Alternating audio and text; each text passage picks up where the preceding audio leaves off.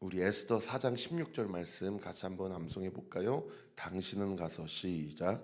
당신은 가서 수산에 있는 유다인들을 다 모으고 나를 위하여 금식하되 밤낮 3일을 먹지도 말고 마시지도 마소서. 나의 시녀와 더불어 이렇게 금식한 후에 규례를 어기고 왕에게 나아가리니 죽으면 죽으리이다. 에스더 4장 16절 말씀. 아멘. 제가 지금 땀이 너무 많이 나가지고 성도 여러분 너무 죄송하고 또 하나님께 죄송합니다. 찬양을 잘 준비했어야 되는데 그 오늘 본문 11절에 보시면 그날에 하는 그날은 언제입니까? 12월 13일 그 하만이 부르 제비를 뽑아가지고 유다인들을 진멸하고 도륙하기로 본인이 길이를 삼은 그날을 이야기합니다.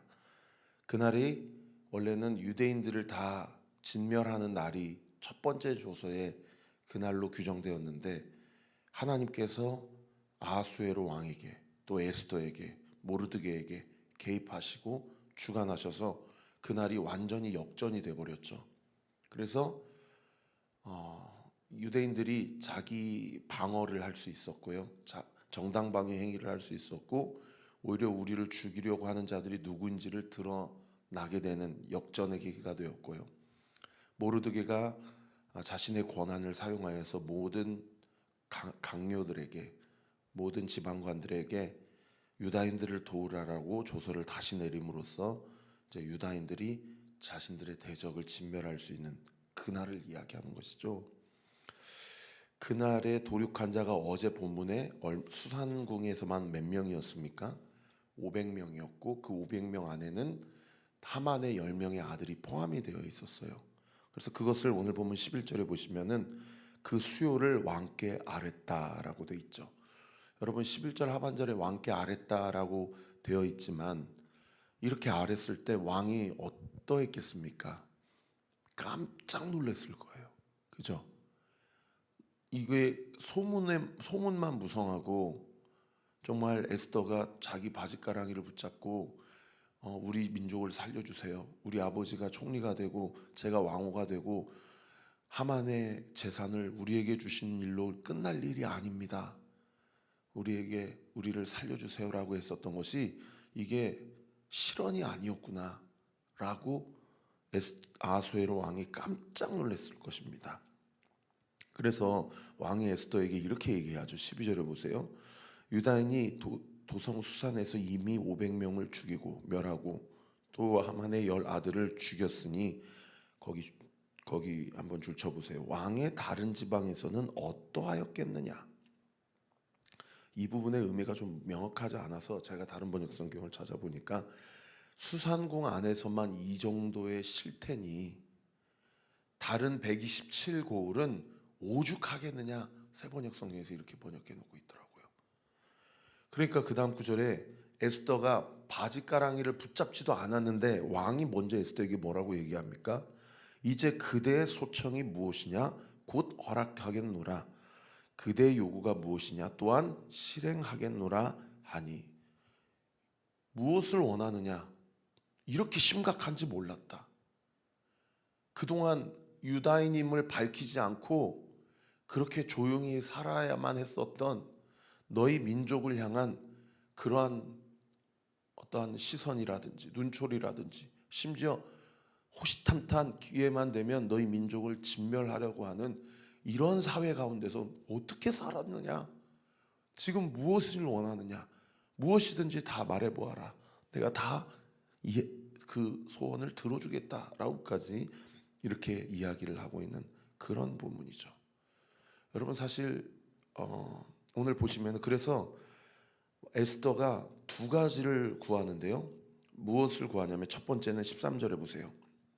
에스더가 이르되 왕이 만일 좋게 여기시면 수산에 사는 유다인이 동그라미 1번 내일도 오늘 조서대로 행하게 하옵소서.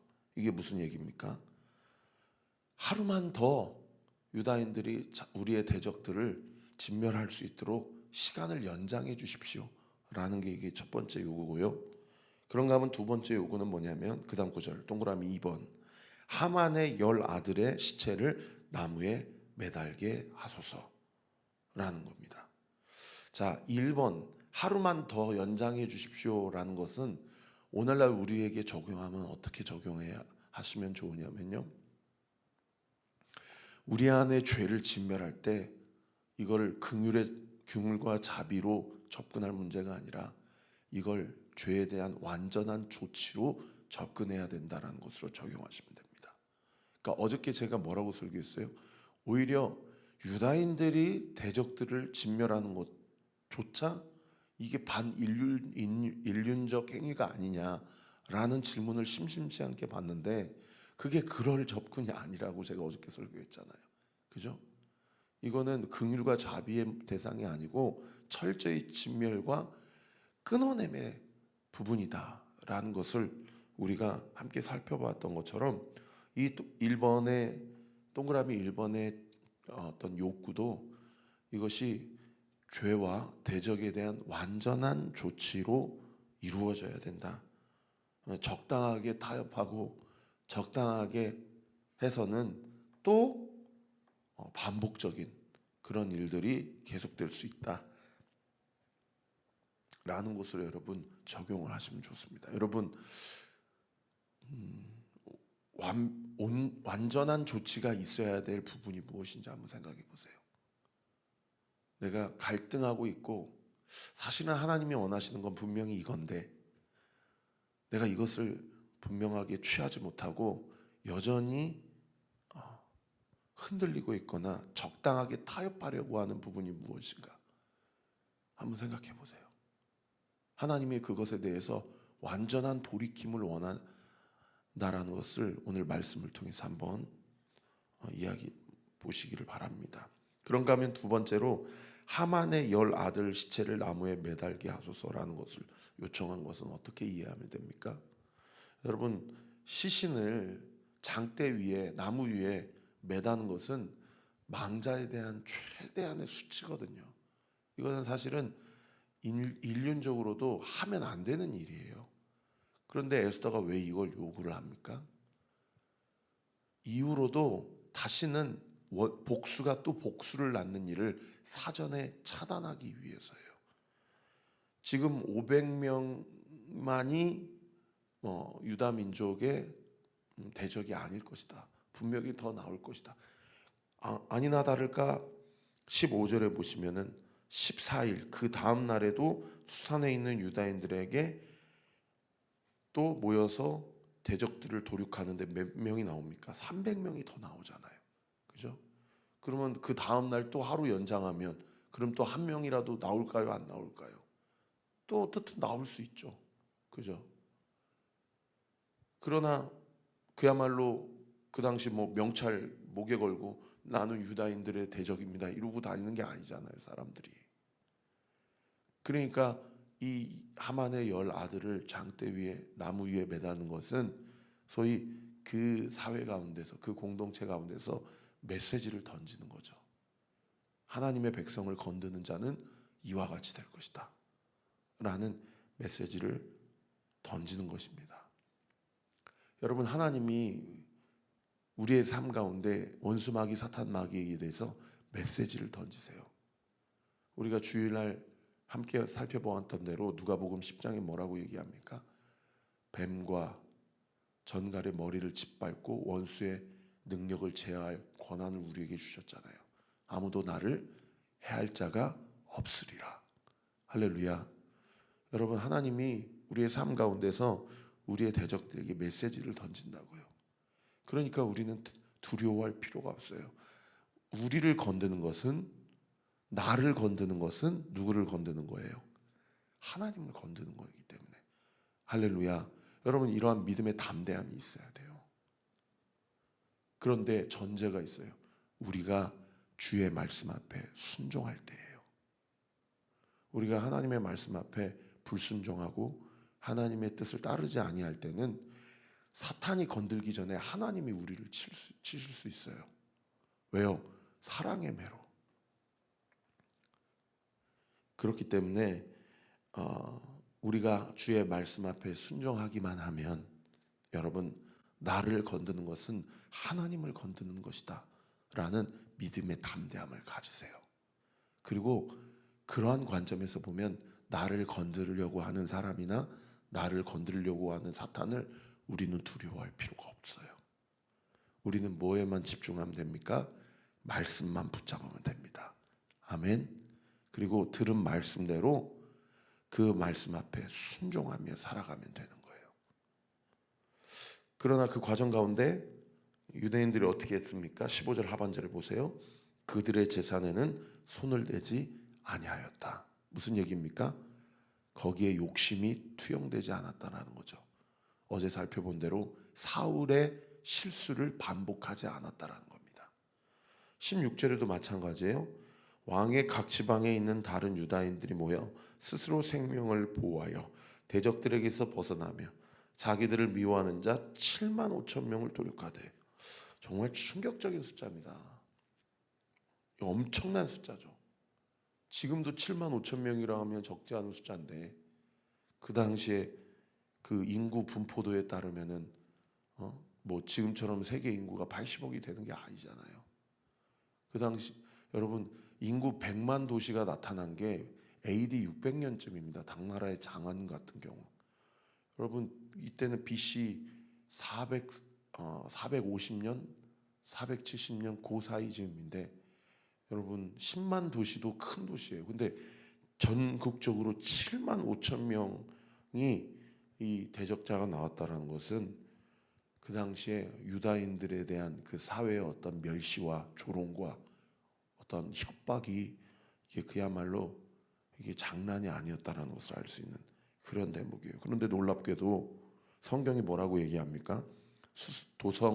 수도 수상궁뿐만 아니라 인도부터 구스까지 이집트 밑에 수단까지 전국에 한 사람도 그 자신들의 대적들의 재산에 사리사욕에 취해서 그들의 돈에 손을 대는 자가 없었다.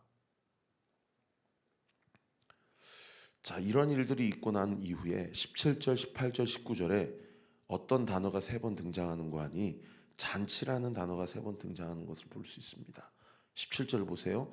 아달월 13일에 그 일을 행하고 14일에 쉬며 그날 잔치를 베풀었다. 이게 부림절, 하나님이 페르시아 사회 안에서 우리 민족을 살리시고 구원하셨다라는 것을 기념하는 명절에 이렇게 효시가 되는 그러한 사건이죠. 18절에도 수산에 사는 유다인들은 13일과 14일에 모였고, 왜요? 도성 수산에만 양일간에 걸쳐서 대적들을 진멸할 수 있는 기회를 아수에로 왕에게 허락을 받았기 때문이에요. 그러고 나서 이제 그 다음 날인 15일에 쉬어서 이날에 잔치를 베풀어 주겠다. 19절 그러므로 시골의 유다인 곧 성이 없는 고을고을에 사는 자들은 아달월 14일을 명절로 삼고 도성 수상궁에 있는 자들은 15일을 명절로 삼으니까 유대인들은 지금까지 12월 14일과 15일을 이틀간에 걸쳐서 부림절, 부림의 뜻은 뭐라고 말씀드렸어요? 부르, 제비, 운명 이런 뜻이라고 말씀드렸죠. 그렇게 명절을 지키면서 그 다음 구절에 보세요. 서로 예물을 주더라. 우리는 서로 언제 예물을 줘요? 성탄절날 서로 선물을 주잖아요. 예수님 생일인데 예수님께 생일 안 주고 여자친구 남자친구에게 부모와 자식 간에 교회 안에서 서로 예물을 주잖아요. 유대인들은 불임절날 서로 선물을 준비해서 예물을 주고받는다라는 거예요. 그만큼 이 불임절이 유대인들에게 너무 기쁘고 감사한 그런 날이라는 것을 알 수 있는 그런 대목이죠. 말씀을 정리하겠습니다. 2가지만 꼭 기억하십시다. 첫 번째, 여러분 죄를 진멸할 때 완전한 조치가 있게 되기를 우리 구주 예수 그리스도 이름으로 축원합니다. 그리고 2번째는요, 여러분 사탄 마귀고 대적이고 우리를 건들 수 없어요. 우리가 주의 말씀 앞에 서고 우리가 주의 편에 서고 우리의 주의 말씀 앞에 순종하기만 하면 우리는 이거에만 집중하면 되는 거예요. 다른 거는 먹고 사는 문제, 나를 대적하려고 오는 모든 원수의 그 공격 하나님이 다 책임지십니다. 기도하겠습니다. 하나님 아버지 감사합니다. 오늘도 아침에 말씀 가운데서 하나님의 은혜와 사랑 가운데 우리를 향한 당신의 섭리를 온전히 이루며 또 주님이 주시는 약속을 붙잡고 주 앞에 기도하게 하심에 감사드립니다. 이 아침에도 주님 앞에 나아갈 때에 이 약속을 붙잡고 나아갑니다. 우리 사랑하는 성도들의 기도의 문을 열어주옵소서. 그 입을 열어주옵소서. 우리의 마음과 생각과 우리의 기도의 지경이 넓혀지게 하시고 우리 자신을 위한 기도를 뒤로 하고 하나님 나라를 위한 기도, 성도 서로를 위한 기도, 우리의 가정과 우리의 자녀와 다음 세대를 위한 기도, 북한을 위한 기도, 선교사들을 위한 기도, 이 지역을 위한 기도, 아버지 하나님 우리가 간구하는 모든 기도가 응답될 것을 믿습니다. 믿음 가지고 주 앞에 나아갈 때 아버지 하나님 우리가 주님의 말씀 앞에 순종하고 주와 동행하는 삶 살아갈 때에 그 어떤 대적 원수 마귀도 우리를 침범할 수 없고 우리를 공격할 수 없고 우리 앞에서 달아나며 우리를 두려워하고 우리로 아버지 하나님 그 모든 영적 세계 가운데 우리를 정복자로 세우시고 승리자로 인쳐 주실 것을 믿습니다. 그 믿음 가지고 오늘 이 아침도 이 하루도 기도하며 승리하는 하루 되게 하여 주옵소서. 감사드리고 예수 그리스도의 이름으로 기도합니다. 아멘. 지금은 우리 구주 예수 그리스도의 은혜와 하나님의 사랑과 성령 하나님의 위로교통 충만하심이 주신 말씀 붙잡고 주 안에서 온전한 승리를 경험하기로 결단하는 우리 사랑하는 온리교회 모든 성도들 머리머리 위에 우리 교회를 위해 기도해 주시는 모든 기도의 동역자들 위에 지금으로부터 영원토록 함께 하시기를 간절히 축원하옵나이다. 아멘.